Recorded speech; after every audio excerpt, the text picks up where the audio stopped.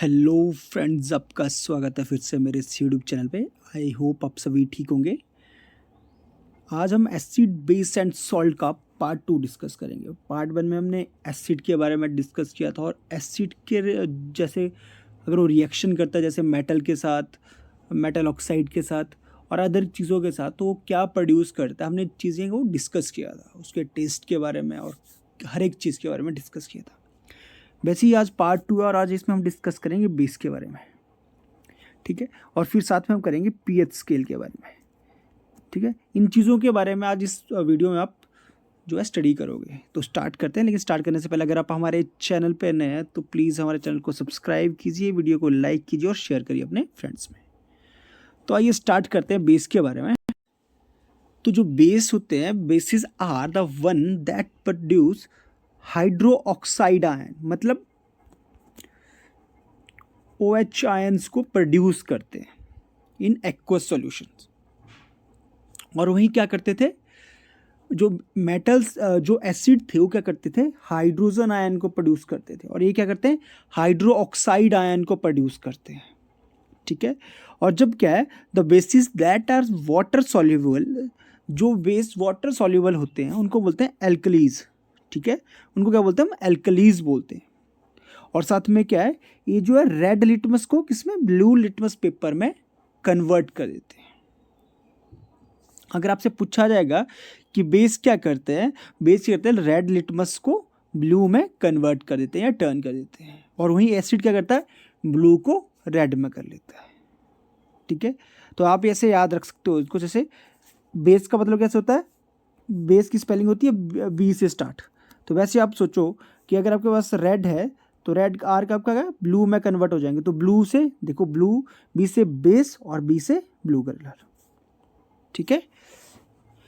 They have विटर test, और उनका कैसा था, सोर टेस्ट था। They produce carbon dioxide when reacted with carbonates. क्या प्रोड्यूस करते हैं, कार्बन डाइऑक्साइड जब वो रिएक्ट करते हैं कार्बोनेट के साथ। They evolve hydrogen gas when base react with metals, ठीक है। क्या क्या इवॉल्व करते हैं, बेस जब मेटल के साथ रिएक्ट करते हैं तो क्या करते हैं, हाइड्रोजन गैस को। और कार्बन डाइऑक्साइड को कब प्रोड्यूस करते हैं, जब वो कार्बोनेट के साथ रिएक्ट करते हैं। तो आई होप आपको बेस के बारे में जो हमने डिस्कस किया हो समझ आया होगा, ठीक है। तो स्टार्ट करते हैं नेक्स्ट।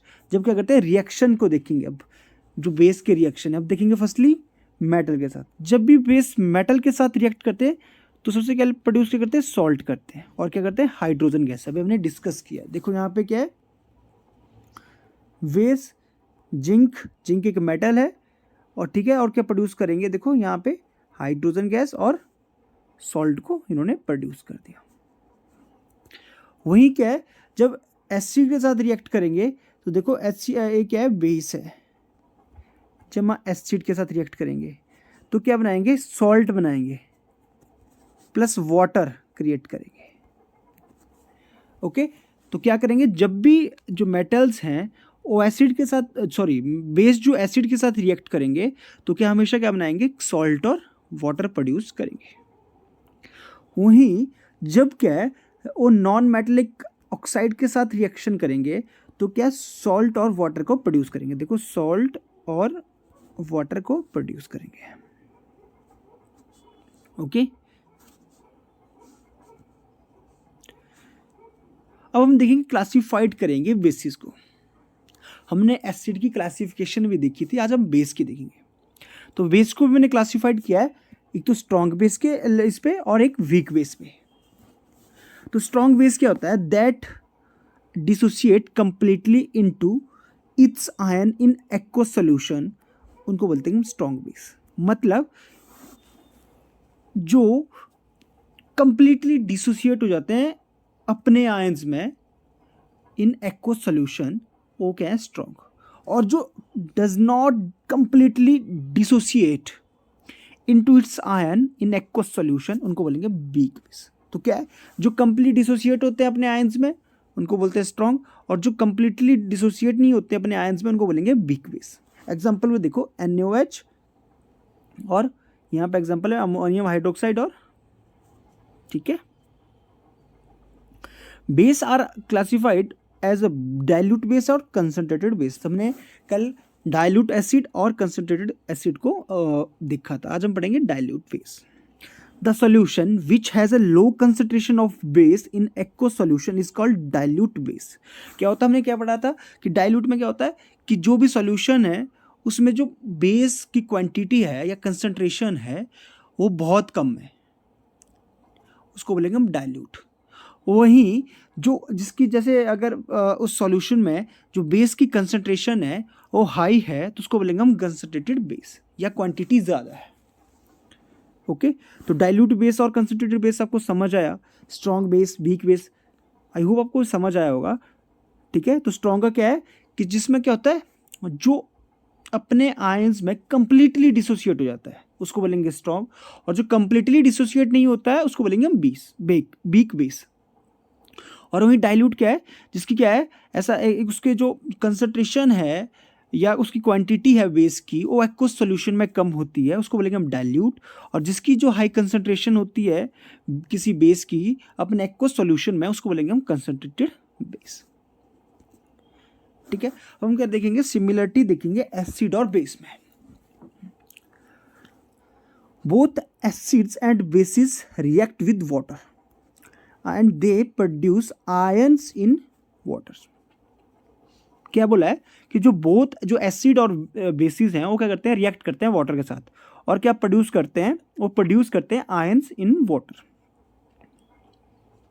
वहीं जो एसिड और बेस हैं वो इलेक्ट्रोलाइट्स की तरह एक्ट करते हैं, सो दे गुड कंडक्टर ऑफ इलेक्ट्रिसिटी। ठीक है, जब इलेक्ट्रोलाइट की तरह एक्ट करेंगे तो मतलब क्या है, वो क्या होता है हमेशा अपने में से इलेक्ट्रिसिटी को पास होने देते हैं, तो वैसे वो गुड कंडक्टर ऑफ इलेक्ट्रिसिटी। और क्या करते हैं, वो चेंज करते हैं कलर का लिटमस पेपर का। किसका colour, colour of the litmus paper. देखो हमने क्या पढ़ा था, जो एसिड है, एक minute,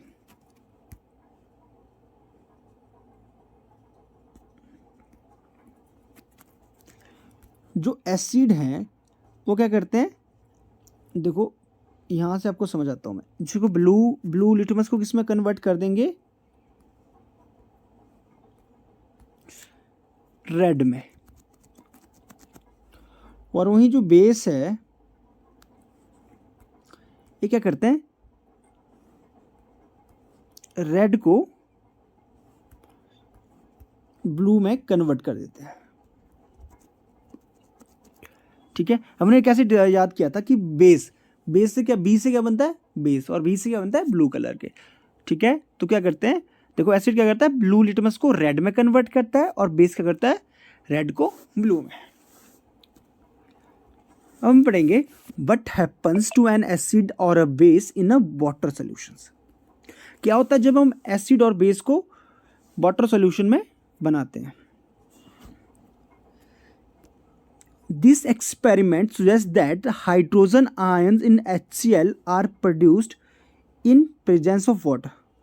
The separation of H positive ions from HCl molecule cannot occur in the absence of water. क्या होता है, जब भी क्या होता है उनको करते हैं तो क्या करते हैं, हाइड्रोजन आयन को प्रोड्यूस करते हैं। हमने पढ़ा था अभी कि एक्व सॉल्यूशन में।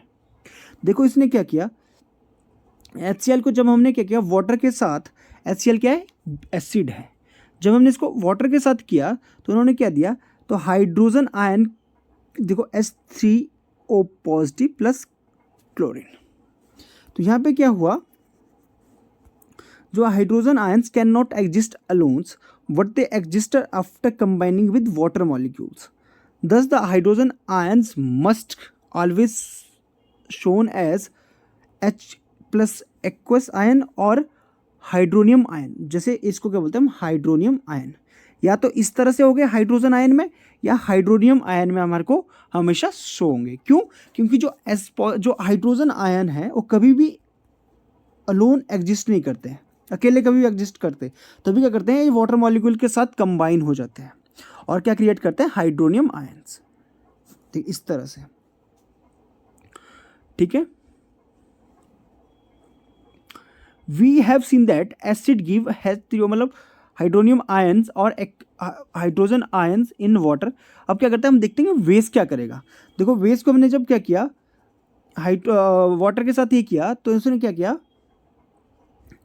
हमेशा ओ मतलब हाइड्रो ऑक्साइड आयन को इसने दिया, क्या दिया, हाइड्रो ऑक्साइड आयन को इसने प्रोड्यूस किया, जनरेट किया। हमेशा देखो यहाँ पे भी इसने किया, यहाँ पे भी देखो हाइड्रो ऑक्साइड आयंस को, ठीक है। और क्या होता है, हमने पढ़ा था कि waste which are soluble in water are called alkali, हमने पहले ही डिस्कस कर लिया है, ठीक है।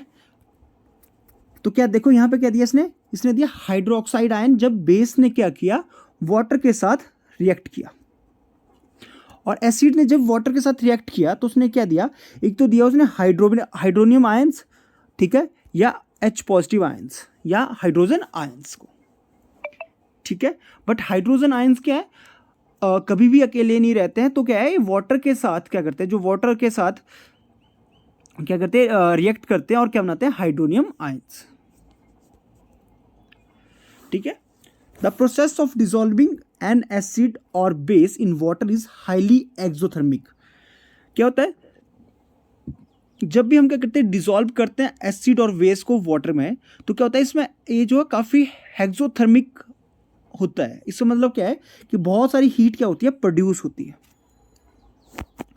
ठीक है। जब भी हमें क्या है, the acid must always added slowly to water with constant stirring. हमेशा क्या करना है, स्लोली ऐड करना चाहिए। If water is added to concentrated acid, the heat generated may cause the mixture of splash out and cause burns, ठीक है। क्या है, हमेशा क्या करना चाहिए, एसिड को वाटर के अंदर डालना चाहिए, ठीक है। कभी भी वाटर को एसिड के अंदर नहीं डालना चाहिए, ठीक है। अब हम देखेंगे स्ट्रेंथ ऑफ एसिड और बेस सॉल्यूशंस। हमने ये चीज़ पढ़ी कि एसिड और base, strong acid, weak acid. अब हम कैसे इसको मेज़र करेंगे कि कौन सा स्ट्रॉन्ग है, कौन सा जो है वीक है। द स्ट्रेंथ ऑफ एसिड और base can be determined using pH scale. अब पीएच स्केल का यूज़ करके हम उसकी जो है स्ट्रेंथ को मेज़र करेंगे कि कौन सा वीक है, कौन सा स्ट्रॉन्ग है। It is scale to measure the hydrogen ion concentration in a solutions.